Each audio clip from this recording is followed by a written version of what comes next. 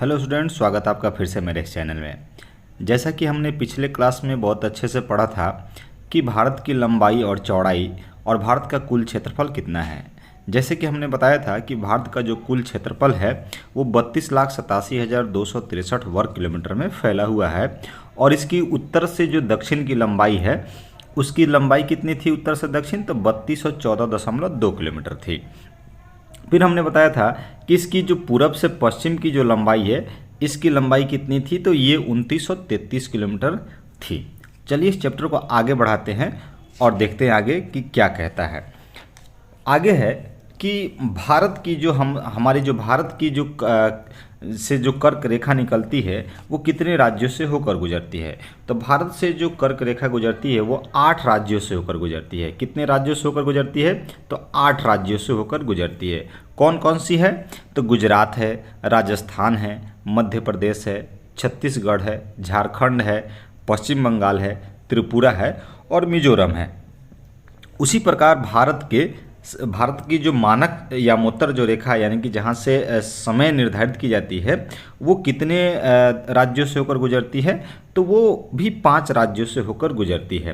5 राज्यों में कौन कौन सी है, तो 5 राज्यों में जो गुजरती है वो राज्य हैं, यहाँ पर देखेंगे आप, उत्तर प्रदेश, मध्य प्रदेश, छत्तीसगढ़, उड़ीसा, आंध्र प्रदेश से होकर ये गुजरती है।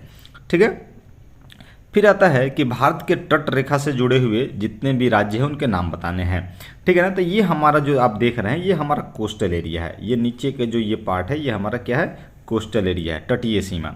तो बताया जाता है कि भारत के तट रेखा की लंबाई जो है 7516.6 किलोमीटर है। कितना किलोमीटर है, 7516.6 किलोमीटर है। ठीक है ना। उसी प्रकार भारत की जो मुख्य भूमि से लगे हुए तट की कुल जो लंबाई है वो 5422.6 किलोमीटर है। कितनी है, 5422.6 किलोमीटर है। ठीक है।